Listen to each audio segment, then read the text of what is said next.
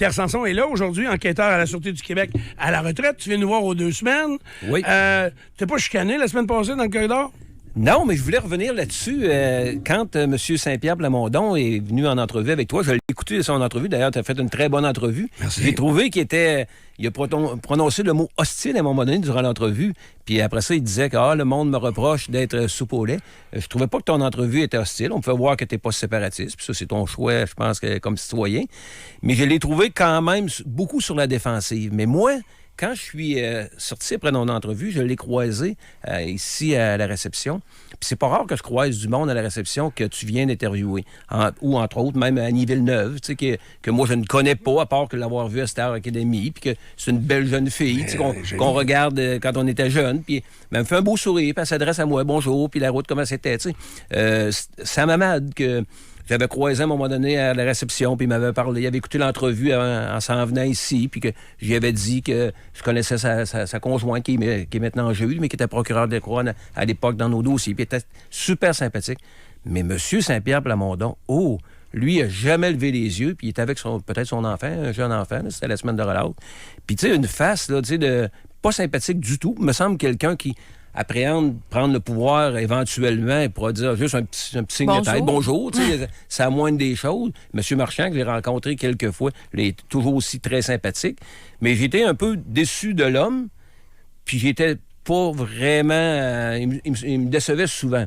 Puis dans ton entrevue, j'écoutais un chef d'opposition de la deuxième opposition, qui parlait de Philippe Couillard, qui est un chirurgien, un neurochirurgien, qui est un ancien premier ministre, qu'on aime ou qu'on n'aime pas, il a réussi dans la vie. Il l'appelait Couillard gros comme le bras. Moi, que Stéphane Dupont ou un chroniqueur à la radio appelle ces gens-là par le nom de famille, c'est acceptable. Un chroniqueur policier... C'est mon problème à moi de ne pas avoir remarqué ça. Quand il parlait de Couillard, il a parlé de Couillard sans dire M. Couillard. Toujours. Mais toi, que tu le fasses, toi, tu n'es pas un chroniqueur politique. Moi, j'écoute Paul Larocque, j'écoute La Joute, puis Paul Larocque va toujours les appeler Monsieur le Premier ministre, Monsieur Couillard, Monsieur Drainville, même s'ils se connaissent bien. Mais lui, là, il s'adressait Legault, il l'appelait Legault gros comme le bras. Tu sais, je trouve qu'on dit aux enfants dans une cour d'école de respecter les politiciens, de respecter le concierge, de respecter le professeur. On peut-tu dire à ces gens-là qui sont en haut de la pyramide de dire Monsieur le Premier ministre ou Monsieur Legault, c'est la moindre des choses. Fait que j'ai trouvé M. Saint-Pierre Plamondon un petit peu ordinaire là-dessus. Nous autres, c'est la chronique politique. Mais c'est ça, mais comme citoyen, nous autres, là, on vote, les gens de mon âge, on s'intéresse à la politique parce que les gens dans les âges de Mégane, tu sais, souvent, là, t'as pas encore d'enfants, mais quand c'est métro, boulot, dodo, les enfants, t'as pas le temps de t'occuper de la politique puis d'écouter la joute. Tu sais, à un moment donné, mon père vote pour ça, puis ma mère vote pour ça, je lui fais confiance. Mais là, intéressez-nous, puis soyez un petit peu respectueux, mon cher Michaud. Oui, vas-y. Tu veux dire que tu as eu une mauvaise impression. Oui, très mauvaise impression. Mais tu n'étais pas là toute journée-là, hein? Non, j'étais pas là. C'est ça, parce que j'étais assis à ta place. Parce que c'est drôle, parce qu'on s'en est pas parlé pendant tout, Pierre. Hein, on se voit pas bien en dehors du site. Puis c'est exactement ce qu'on s'est dit. Tu sais, là, souvent, que j'ai reçu le gars de l'ancien de Québec solidaire, l'autre fois, c'est comment il s'appelle? Gabriel Nadeau-Dubois? Non. Vincent Maréchal. Oui. Bon, lui, là, je serais allé prendre une bière avec. Oui, après, tu sais. Puis même si on a des opinions complètement inverses sur beaucoup d'affaires, il est charismatique, il est intéressant, il est... Saint-Pierre Plamondon, M. Saint-Pierre Plamondon, je vais le corriger moi aussi, est un homme extrêmement intelligent. Il est très bien construit dans sa façon de vouloir diriger ce que lui va appeler un pays. Tout ça, oui, zéro charisme. Zéro, je n'irais pas prendre une bière avec, parce que de toute façon, je voulais justement y parler de la semaine de relâche, de comment il prenait du temps avec ses enfants, parce qu'il y a 3 jeunes enfants. Tu sais, moi, souvent, les politiciens, je vais les emmener sur autre chose nécessairement que du pourquoi ils parlent dans la vie tous les jours. Beaucoup de politiciens sont élus à cause de leur prestance. On avait un Justin Trudeau. Beaucoup de monde a voté pour lui parce qu'il paraissait bien. À l'époque, les plus vieux vont se souvenir de Claude Ryan, qui n'a jamais été élu premier ministre, chef de parti, parce qu'on le disait moins beau, moins charismatique. Je vois un PSPP, Pierre Saint-Paul Plamondon, en 2024, qui fait une entrevue, puis il se met à pleurer parce qu'il y a eu des menaces de mort sur les réseaux sociaux. Ce monsieur-là, il veut gérer un pays qu'il va appeler le Québec. Il va s'en aller s'asseoir dans le bureau ovale de Donald Trump. J'ai l'impression qu'il va... Il va pleurer pour vrai. Il va pleurer pour vrai, là. S'il veut gérer un pays, là, il va falloir qu'il soit un petit peu moins soupe aux lèvres, un petit peu plus charismatique. Bon, il y a des policiers qui font de la politique aujourd'hui. Tu sais, il y en a en politique provinciale. Est-ce que c'est mal vu des autres policiers pendant que tu travailles? Là, toi, t'es retraité, t'es complètement libre. Mais quand on voit un policier arriver à la retraite puis embarquer en politique, est-ce que ça inquiète les autres policiers ou est-ce qu'ils sont favorables à ça? Non, ils sont favorables parce qu'on espère toujours qu'ils vont améliorer le système, le changement. On le voit avec M. Lafrenière. Je pense qu'il amène beaucoup de positifs au travail des policiers. Il était là-dedans, fait qu'il sait de quoi il parle. On a vu un Guy Ouellet à l'époque qui n'a pas été ministre, mais il était adjoint de Mme Thériault-Listerio, qui était la ministre de la Sécurité publique à ce moment-là. Fait qu'il faut il a fait avancer beaucoup de changements, Guy Ouellet. Hein? Il a beaucoup aidé. Hein? Mais lui, parce que lui, il voulait pas de l'UPAC. Il présidait une commission parlementaire pour que l'UPAC ne devienne pas un corps de police. Et c'est ça qui l'a amené à être enquêté, puis on connaît la suite. Mais non, c'est bien vu par les policiers quand un collègue ou un ancien collègue là, se dirige en politique. Bon, puis toi, je sais que tu parles souvent de politique. T'aimes-tu ça? Y as-tu pensé à un moment donné? Ben, oui, j'aime bien ça, mais je pense pas que je serais un bon candidat pour les partis. Là, mais... T'as trop une tête de cochon? Non, pas du tout, mais je suis rendu à bout d'âge. Je pense qu'on y va vers les plus jeunes maintenant, puis c'est bien correct. OK, là, on est à l'âge de la retraite, c'est ça que tu me dis? On est là? plus à l'âge de la retraite. OK, parfait. J'ai bien compris. Très bon point. J'aime ça qu'on aborde des sujets, des fois, autres que ça. Bon, un sujet qui a fait beaucoup jaser la semaine passée. Puis là, on va avoir bien du questionnement. Puis j'ai fait des recherches aussi, parce que j'avais hâte de te parler cette semaine. Bon, là, Pic Turmel est arrêté depuis déjà quelques mois. Il est en Italie. On obtient le droit de l'extrader ici au Canada. Mais par contre, c'est loin d'être fait. C'est extrêmement compliqué. Quelle est la situation actuellement? Puis là, on a en plus ajouté de nouvelles accusations. Qu'est-ce que tout ça, ça veut dire? Bien, c'est pas compliqué de le faire revenir. Le transport va être très facile. C'est un avion commercial probablement qui va aller le chercher. Bon. Là, lui, il avait un délai d'appel de 15 jours pour contester la décision d'extradition. Le 15 jours, là, je pense qu'il doit pas mal être expiré. On n'a rien entendu là-dessus qu'il voulait contester. Lui, il aurait pu dire « Je veux pas revenir au Québec. Je veux contester une cour plus haute pour... Okay. Bon. Je pense pas qu'il aurait gagné, mais ça prend des moyens financiers. Ce qu'on me dit, c'est que les moyens financiers ne sont plus là pour M. Turmel. C'est sûr que l'argent est plus difficile à recueillir quand il gère à l'intérieur des murs. Les nouvelles accusations qui sont portées, stratégie du DPCP, très bonne stratégie, parce que là il va voir, puis de toute façon, pour l'Italie, ils vont voir aussi qu'on ne demande pas d'extrader quelqu'un qui a fait un vol dans un dépanneur d'une gomme ballon. Là. Alors, puis on n'offre pas une prime de 250 000 pour quelqu'un qu'on va porter des accusations de vol dans un dépanneur d'une palette de chocolat. Là. C'est parce qu'on sait qu'il y a des accusations sérieuses qui pèsaient sur la taille. Bon, là, des sortir là maintenant, ça donne... Là, M. Turmel, il va se rendre compte que c'est sérieux son retour au Québec. C'est pas juste qu'il n'y aura plus d'amis à l'intérieur des murs, mais qu'il y a une kyrielle d'accusations qui s'en viennent. Et là, le choix va peut-être un petit peu... Il va peut-être penser dans la balance à dire « Je deviens-tu délateur? » Parce que là, les accusations de gangstérisme, complot pour meurtre, on va parler de des sentences là, de pénitencier, de longues sentences de pénitencier. Et quand il va sortir de là, ben il va sortir sans le sou. Il n'y aura pas d'amis à l'intérieur des murs parce que sa gang l'ont rejeté. Les Hells Angels vont toujours vouloir l'éliminer. Alors, il va être obligé de partir en cavale avec 100 le sou. Ça ne sera pas facile. Ouais, mais alors, comment... Ils lui mettent la pression à ce moment-là. Vraiment, là... Fait que là, les policiers qui vont aller le chercher dans les prochains jours, prochaines semaines, ils vont pouvoir dire, regarde, là, on a un mandat d'arrestation contre toi, M. Turmel, pour telle accusation. Alors, le choix te revient à toi. Son avantage à lui de devenir délateur, ce serait quoi? Oui, parce que je le comprends pas, moi non plus, Pierre, cette affaire-là. C'est lui qui est en haut de la pyramide. Fait qu'il va juste... Il va dénoncer des gars à qui il a donné des ordres d'éliminer du monde. Oui, bien, la sécurité à l'intérieur, il va être beaucoup mieux traité. Il va être traité avec des délateurs qui ont des conditions de détention beaucoup mieux que s'il était isolé tout seul dans son coin, là, vraiment. Ensuite de ça, ben, il va avoir des... Quand il va avoir fini sa sentence, il peut avoir une petite entente sur la sentence qui peut être diminuée. Ensuite de ça, quand il va sortir, bien, il va être relocalisé avec un faux nom dans une autre province, un autre pays. Alors, il va avoir une sécurité à vie qui va être assurée par la Sûreté du Québec. Oui, mais la Sûreté du Québec pourrait dire, on n'en veut pas de ta délation. C'est toi qu'on veut pincer, c'est pas les autres en dessous. ça, là, ça a été la même discussion quand est venu le temps de Mom Boucher. Bon, parce que la Sûreté du Québec, les policiers, tous les corps de police ont dit on donne pas un avantage à Maurice Boucher. Il a fait tuer des gardiens de prison. Et moi, je me battais avec mes collègues puis mes supérieurs en disant non, lui, il a engagé du monde. Vous allez tuer des gardiens de prison pour être sûr qu'ils ne vous prennent pas comme délateurs. Alors, si on lui disait non, ces gens-là, bien, ils continueraient à faire le même modus operandi. Alors, lui, Dave Turmel, là, il n'y aura pas d'avantage. Il va plaider coupable. On va éviter des procès. Des longs procès. Il va plaider coupable à ce qu'il a fait, aux ordres qu'il a donnés. Et en plus, on va arrêter des gens qui ont commis les actes sur ses commandes. Fait qu'on règle tout à peu de frais parce qu'il n'y aura à peu près pas de procès. Et puis lui, il va nous coûter d'être relocalisé un jour. Fait que c'est win-win, c'est gagnant-gagnant pour tout le monde. Pour lui, entre autres, vraiment. Bon, là, il y avait l'offre de 250 000 $ pour attraper Dave Turmel. Et là, c'est drôle parce que on est arrivé au Portugal et puis là, ça, c'est Rubens Denis, je pense qu'il a été arrêté, peu importe. Oui. On a arrêté quelqu'un. Turmel venait juste de partir. On l'a manqué de peu. On l'arrête finalement en Italie. Là, on a de nouveaux détails, de nouvelles accusations qui arrivent la semaine passée.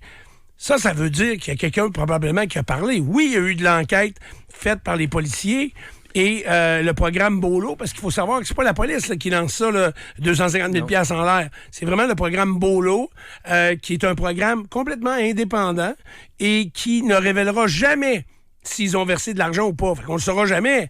Mais est-ce qu'il y a quelqu'un qui a viré sa froque dans le BFM? Bien, c'est un secret de polichinelle que oui, on peut le voir. J'ai pas d'informations là-dessus, mais écoutez, il dépose des accusations pour des actes qui étaient commis, des actes criminels qui étaient commis au printemps 2024, je pense entre avril et mai 2024, alors qu'il est en cavale. Fait que c'est des commandes qu'il a données à distance, et lui, ses conversations n'ont jamais été interceptées parce qu'il communique toujours par l'application Signal. Fait que il y a des gens qui ont parlé.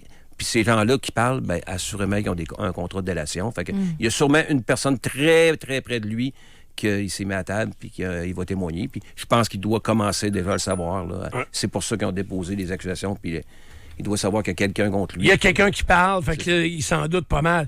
Son retour ici, est-ce que ça va l'écraser complètement ou ça va faire de lui un nouveau héros? Moi, je pense qu'il va avoir sa journée de gloire. Là, quand il va arriver, les médias vont être là, puis le groupe le SWAT de la police de Québec vont l'escorter, un peu comme Rocco Magnotta. Là. Vraiment, malgré que Québec sont assez discrets puis ils font bien les choses, c'est pas un corps de police qui sont à... Ils courent pas après les caméras. Non, c'est ça, ils sont sérieux beaucoup là-dessus. Mais bref, même s'il le faisait par sécurité, ça serait justifié. Je pense que ça va être la fin de Dave Turmel parce qu'il va être... D'abord, il sera pas hors Saint-Ville dans l'aile des BFM ou de la gang à Albois-Vin, encore moins dans Hells Angels, puis pas dans la population générale, puis même pas sur la protection, parce que souvent, les groupes criminalisés vont prendre un de leurs membres ou une relation, puis ils vont le faire mettre sa protection pour qu'il aille exécuter une genre de basse besoin. Fait que il va s'en aller dans une prison provinciale à l'extérieur. Ça peut être Bécomo, ça peut être Roberval, etc. Un peu partout dans la province, et isolé dans une cellule, assurément tout seul. Alors, il ne sera pas capable d'obtenir des stupéfiants, d'obtenir un cellulaire, parce qu'il ne sera pas mêlé à la population. Fait qu'il ne pourra plus gérer rien. Il va être sans le sou de plus en plus, parce qu'on me dit qu'il l'est vraiment. Il a organisé un vol dernièrement parce qu'il avait besoin d'argent. Les avocats, ça coûte cher. Puis il va y avoir des longs procès qui s'en viennent s'il ne veut pas devenir délateur. Alors, ça ne sera pas facile pour lui. C'est pas des beaux mois qui s'en viennent pour Dave Turmel. Est-ce que Mom Boucher, quand il meurt, lui, il est pauvre sans le sou ou... Mom Boucher, ce qu'on savait, c'est qu'il y avait beaucoup d'argent de caché. Bon, c'est sûr que dans ce temps-là, il en remet à son organisation.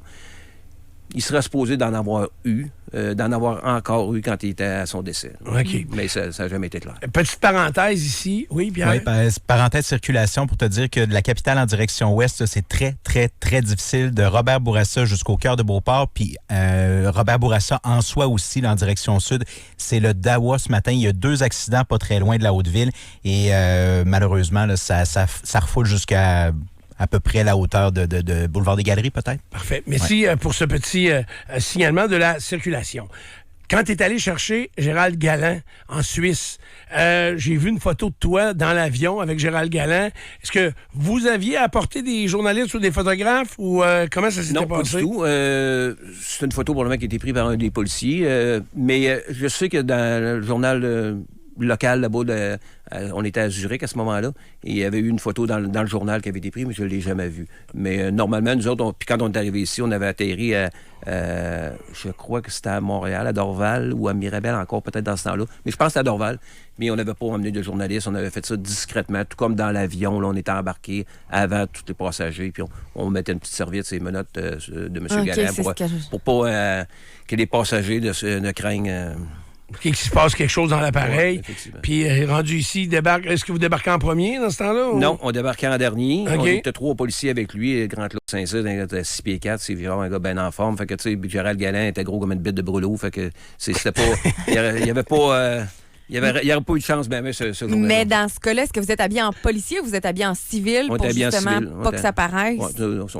J'étais enquêteur à ce moment-là, on était en habit cravate. Okay. Là, Bon, maintenant, il y a eu un drame épouvantable à Saint-Raphaël en fin de semaine, encore une fois. Un homme en crise qui finalement est abattu par la police. Qu'est-ce qu'on peut savoir de cette histoire-là? Effectivement, tu dis un drame épouvantable. C'est triste, quelqu'un qui a servi le Canada dans l'armée. C'est ça, mais ça n'a pas sorti beaucoup. Là. C'est un ancien militaire. C'est un ancien militaire, puis je regardais des photos, des commentaires de Facebook, des amis en commun. C'est un beau jeune homme, puis que peut-être post-traumatique de l'armée aujourd'hui. C'est triste, puis les gens s'interrogent, puis se questionnent, les policiers auraient-tu pu tirer pour le blesser et non de le tuer? Bon, il faut savoir que quand il y a il appelle ça une opération filet. Une personne qui est en crise, qui est barricadée chez lui. Il y a un périmètre qui est fait par les policiers. Puis là, les policiers tentent de rentrer en contact avec l'individu qui est en crise.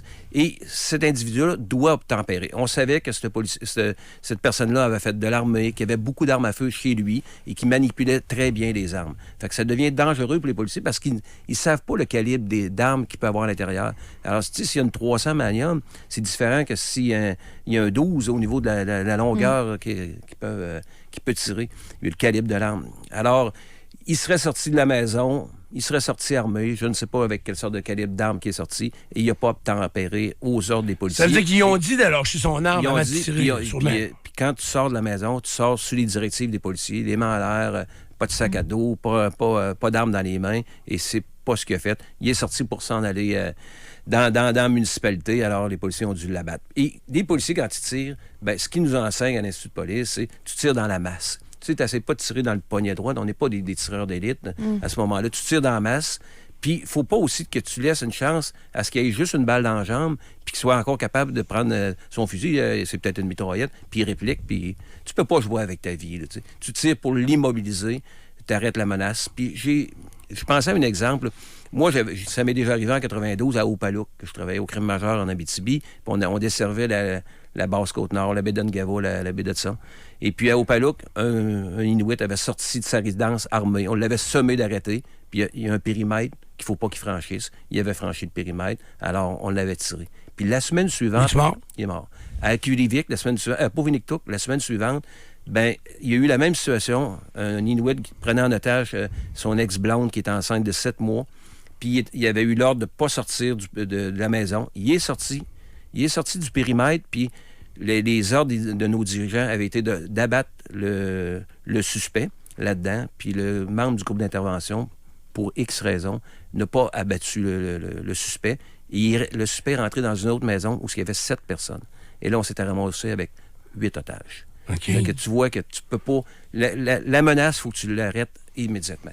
C'est très triste. Mes condoléances à la famille de Patrick Bourget. C'est très triste, mais... Puis les policiers, là, ils vivent pas bien aujourd'hui. Là. Tu te lèves pas un matin en disant... Non, tu te lèves pas un matin en disant « Je m'en vais tirer quelqu'un. » fait que... Mais c'est qui que... Est-ce que c'est un patrouilleur qui a tiré ou... Je ne pas vérifier. Je sais pas, parce que des fois, la squad tactique, il y a des gens plus entraînés pour ça qui savent qu'est-ce qu'il y a à faire. Oui, mais tu n'es pas entraîné à tuer personne. Tu es entraîné à tirer sur quelqu'un, mais il y a des gens qui vont bien vivre avec ça. Moi, il y avait des chevreuils morts sur le bord de la rue, blessés sur le bord de la rue, puis je tirais 3-4 balles dessus, puis j'aimais pas ça. Ouais. Bon, il y a des chasseurs qui ne me dérangent pas. Mais quand tu as tiré sur quelqu'un dans le Grand Nord, là, est-ce qu'il était armé, lui, à ce moment-là? Oui, il était armé. Puis c'était le fils du maire. Puis les maires dans ces villages-là, ça n'emmène large. Tu sais, c'est vraiment... parce qu'il n'y a pas de policier à Haut-Palouk. C'est comme le chef de police. Mais il était complètement intoxiqué. Il serait jamais revenu à lui. Je comprends très bien la situation. Maintenant, les féminicides se multiplient. On est début 2026, rendu à 8, peut-être même davantage. Tu penses quoi de ça? Qu'est-ce qu'on peut faire? Puis même en passant, là, j'ai oublié de te demander, comme pour l'ex-militaire qui est décédé là, suite à l'intervention policière, tu sais, si on dit de lui rapidement, on a dit qu'il était peut-être en crise de son retour de la guerre ou de son séjour dans l'armée, il était quand même armé. Je comprends pas que un des premiers gestes, ce serait de retirer les armes à feu des gens qui représentent un certain risque. Bon, c'est-tu des armes enregistrées, c'est-tu des armes illégales, etc. Puis je pense qu'il n'y avait pas eu d'épisode de crise. Il n'était pas connu des policiers. OK. C'est pour ça qu'il y avait encore probablement des armes en sa possession. Puis les féminicides, eux autres? Les féminicides, les gens, c'est parce que j'ai pensé de te parler de ça. J'ai écouté une dame il y a 2 semaines, Tout le monde en parle, puis qui a eu une médaille de l'Assemblée nationale, une dame qui s'occupe des maisons, entre autres, de femmes battues. Puis, ce qu'elle a dit, là, j'ai trouvé ça intéressant, c'est que les féminicides sont pas en hausse. À la limite, sont en baisse. Elle parlait de 2020 de 23 féminicides, puis en 2025, de 10 féminicides. On pense que ça augmente toujours, et c'est pas vrai, ça augmente pas toujours. Il y a des années, tu sais, c'est en dents de scie un peu. Puis moi, je vais te raconter, avant de te donner mon point, je vais te raconter quelques anecdotes. Moi, en mai 93, si je ne me trompe pas, je travaille au 1701 Partenay, au Grand Quartier Général de la Sûreté du Québec. Puis c'était le premier événement que j'ai été confronté à un féminicide sans être impliqué. Je descends en bas au rez-de-chaussée, puis je croise un gars que je connais très bien, je pense que tu connais aussi, Régis Vallière, d'Honfleur, qui était un très bon joueur de hockey. Nous autres, moi, il était un petit peu plus vieux que moi. On était jeunes, j'allais le voir jouer au marathon de hockey à Lauson. Régis Vallière, ça avait joué junior majeur. À Balmol. À Balmol, très bon joueur de balle.